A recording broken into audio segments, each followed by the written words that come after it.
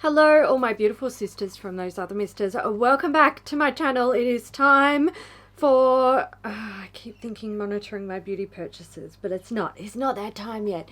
It is my use it or lose it eyeshadow project. So last month I did one of these videos and I was feeling very like with this project. I was just kind of over it. It's not working for me. I'm just not really feeling it. But I did say I was going to spend one more month playing with the Hindash palette and the last of like my single eyeshadows that I had in this project, and then I was going to reassess.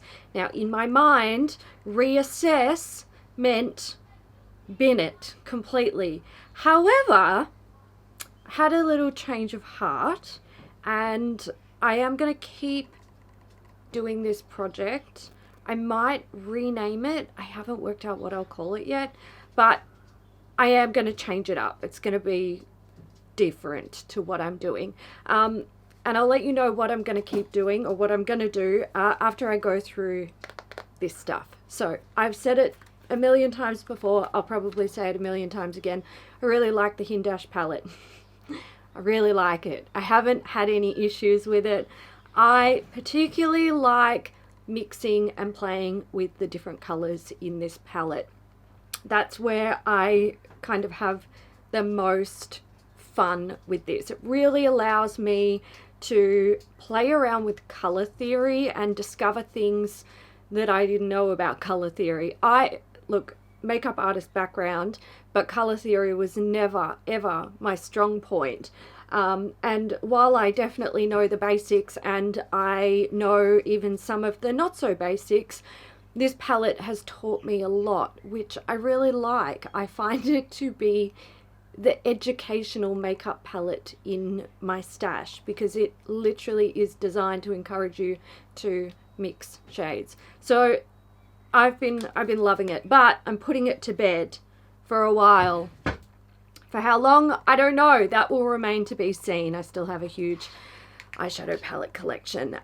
Let's move on to some singles. So, oh wait, I have more. Oh, they're over there. That's okay. I'll get them in a second. No, I changed my mind again. I'll get them right now. So I'm going to do my MAC shadows first. I have the Shiny Pretty shadows here, which are the glittery ones. I'll swatch a couple for you and show you.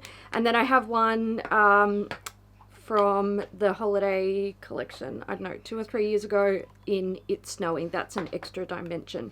So these Shiny Pretty shadows, I'm pretty sure I've had these in this project before, but they are basically like high impact glittery shades that go on like a metallic kind of thing. I really love them. I find them to be really, really beautiful and impactful on the eye. They give a lot of shine. A lot of them are like subtle duochromes as well. So, you know, I've been having fun with these, and these are extremely unique to anything I have in my stash. I definitely have an absolute boatload of metallic eyeshadows, and I even have not a boatload, but I have a generous amount of glitter eyeshadows as well. But these ones they're a hybrid, so they're unique. I do have probably a few formulas similar in palettes, but they're far and few between. All of those MAC eyeshadows are definitely staying. The It's Snowing shade, this is more of like a shimmery kind of eyeshadow, but it's just such a beautiful sort of mauvey pinky nude color. I find it to be so flattering. I'm definitely keeping it. I love those. Let me do some that I am going to get rid of. I'm going to give up these Total Intensity eyeshadows from Prestige. I think these colors are both really pretty. I don't know if these are like discontinued or what. I don't know. I haven't been to Priceline in I have no idea how long, but they are just like, they're pretty generic in terms of their colors, and I feel like I can replicate these 1,000 times over in palettes. There's nothing wrong with them. They are nice. They're both colors that I would wear, but like I said, I don't need singles of something that I have 1,000 times over in eyeshadow palettes. Let's move on to Etude House. I've tried to remove those swatches, but now I am glittery as hell. It is what it is. Those MAC eyeshadows are unforgivingly sparkly. Is that unforgivingly sparkly? That sounds really weird. Anyway, moving on. Etude House, like I said. I've got this beautiful red shade here. This is the RD301 shade. I am keeping this. I mean, a lot of you will know red's a favorite of mine. This is not a true red, although it comes off quite red on camera. I feel like there is a bit of, like, it leans pink basically, and I think because I'm an absolute stickler for red eyeshadows, I'm like, I judge them harshly because they are my favorites, and I want the ones that I keep to be really good.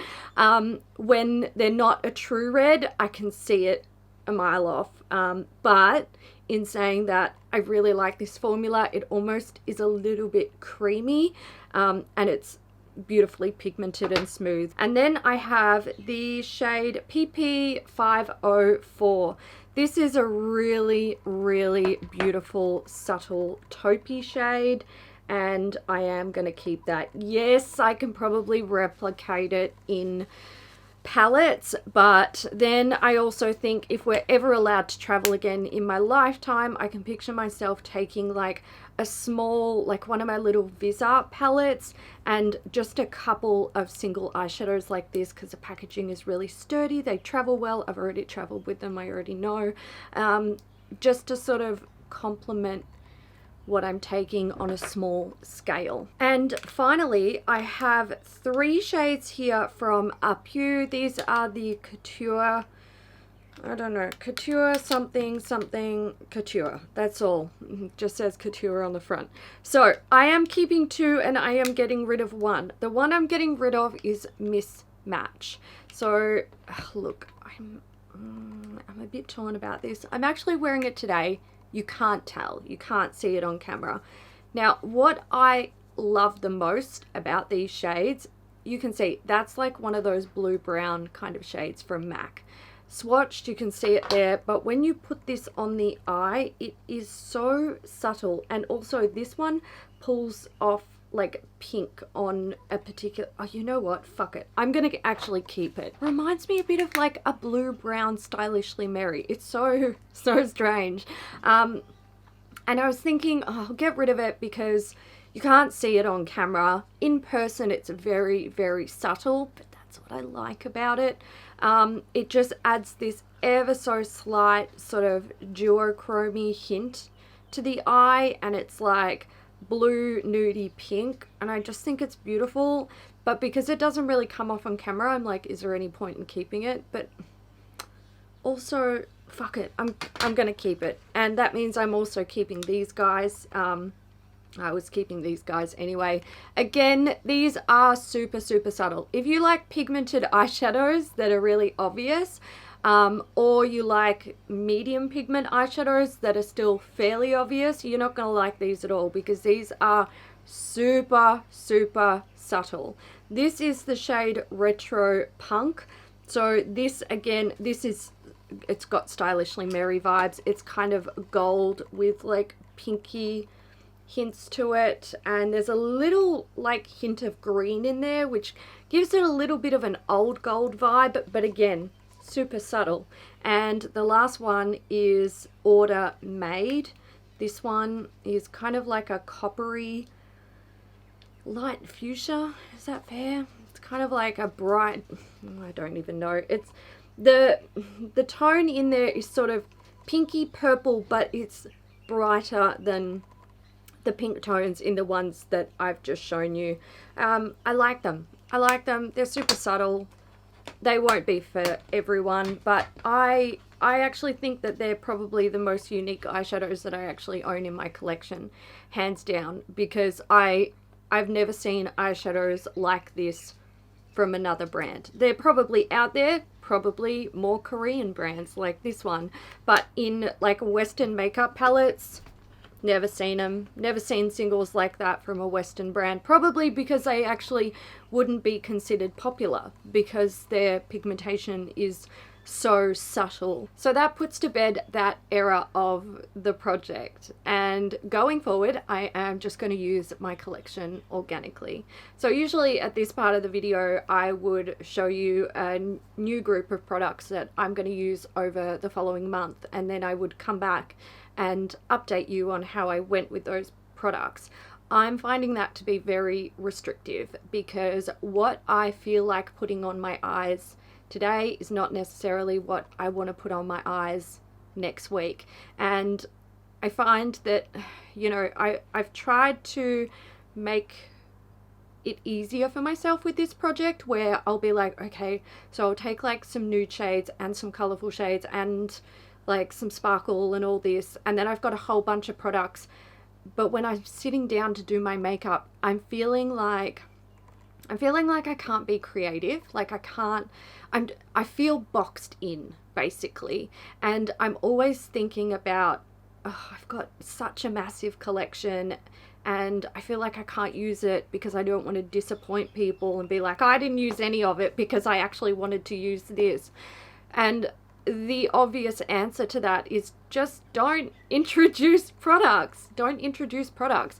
Make it my whole collection. Use whatever I want from my whole collection. Whether it be on Monday I want to wear a nude eye with a tiny bit of sparkle, and on Tuesday I want to wear a fluorescent orange eye, and on Wednesday I just want to wear like a metallic colorful wing liner, or I'm not leaving the house this week because we're in lockdown other than to go to the supermarket for an hour. So on that one day when I leave the house, I do want to put something on my eye and I'm wearing red fucking glitter because that's what I want to wear. So that's what I'm going to do. I'm just going to use my collection, and then mid-month, every month, I'm going to sit down with you guys and I'm going to show you the products that I used. And I'm in my head, I'm like, I'm gonna try and take some photos, but I need to tell you guys that I am like kind of anti-selfie. I don't like taking them. It's just not really, I don't know, it's not really my thing. I'm gonna try, but I also, that's not gonna be a full-on promise from me because I'm not actually that good at committing to doing stuff like that. But I do want to sit down and talk to you guys about my collection. I've been struggling with eyeshadows. I'm hoping that this will allow me the freedom to just do what I want with eyeshadows, just have fun and play with my collection and bring a bit more life back to this project rather than just being like, oh, I can't be bothered, I didn't use it, I'm so tired of this thing. Because that's how I've been feeling, and I don't think the restrictive sort of like monthly group of products, I don't think it's for me. And I think I need to allow myself full freedom to just do whatever I want with my very large collection. It might even help me whittle it down a bit more as I'm using products and going, you know what, this is just not for me. Because that's what this whole project was about. It was supposed to be use what you have, go through what you have, you know, try and get rid of some stuff. But I found that, you know, even just being restricted to using a certain group of products for a month, it was too much for me. Like I couldn't cope with it.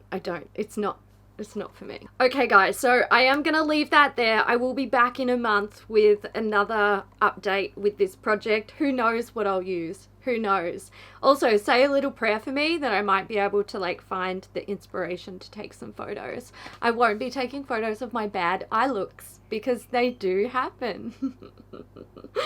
Or maybe I will. I don't know. We'll see. Anyway, guys, I hope you enjoyed it. Feel free to leave your comments down below about how you're going with your eyeshadow projects. I know a lot of you are doing project pans, or you're trying to like, you know, use a certain amount of uses out of each pan in palettes. So let me know how you're going with it, if you're still feeling all right, or if you're struggling a little bit like I have been, and I'll catch you in the next one. Bye.